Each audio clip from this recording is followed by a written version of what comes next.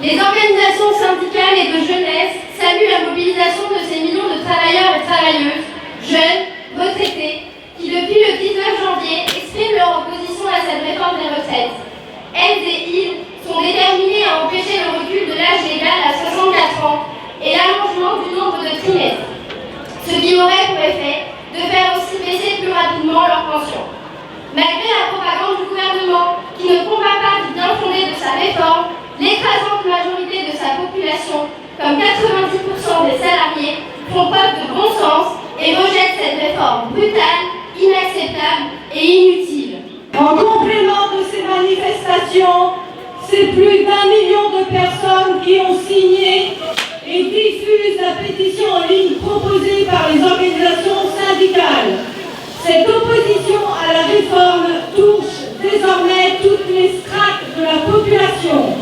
Malgré cela, le gouvernement et le président de la République restent sourds et dégradent la cohésion sociale du pays en refusant toujours de retirer ce projet injuste. C'est pourquoi, comme annoncé lors du précédent communiqué, le 11 février, l'intersyndicale a réaffirmé sa détermination pour mettre la France à l'arrêt.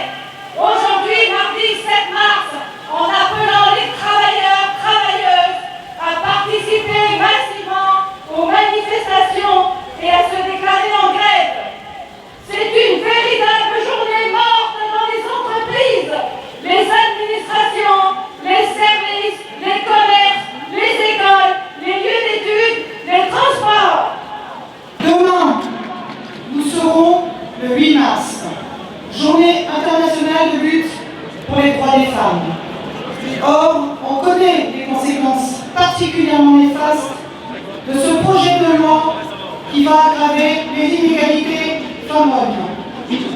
Malgré les nombreuses lois, les salaires des femmes sont toujours inférieurs de 25% en moyenne à ceux des hommes en 2023. Ceci en raison de temps partiel subi, de la ségrégation professionnelle, du plafond de verre, des interruptions de carrière et de politiques indemnitaires inégalitaires et au détriment de réelles politiques d'augmentation des salaires.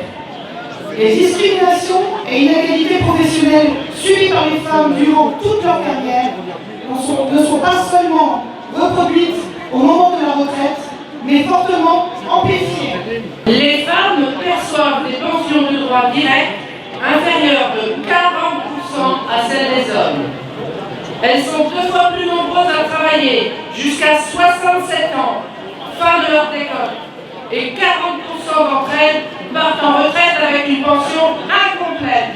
Reporter l'âge du départ à la retraite à 64 ans, tout comme accélérer l'allongement de la durée de cotisation, ne fera qu'aggraver la situation économique des femmes, comme le relève l'étude d'impact de la réforme. Ce ne sont pas les mesurettes d'amortissement, carrière longue, minimum retraite, index senior, qui compenseront ces régressions importantes pour l'ensemble des femmes.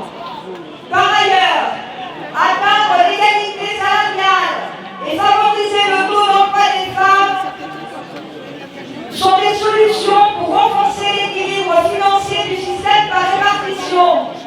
Ces pistes sont également écartées dans le gouvernement. Ainsi, nos organisations appellent à une journée de grève féministe demain à Brest à 13h40, place de la Liberté.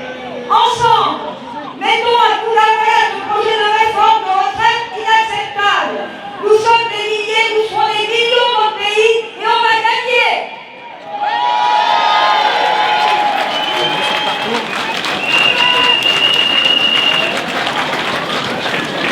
Les jeunes de la galère, les femmes toujours précaires. De cette société-là, on n'en veut pas. Aujourd'hui dans la rue et demain on continue.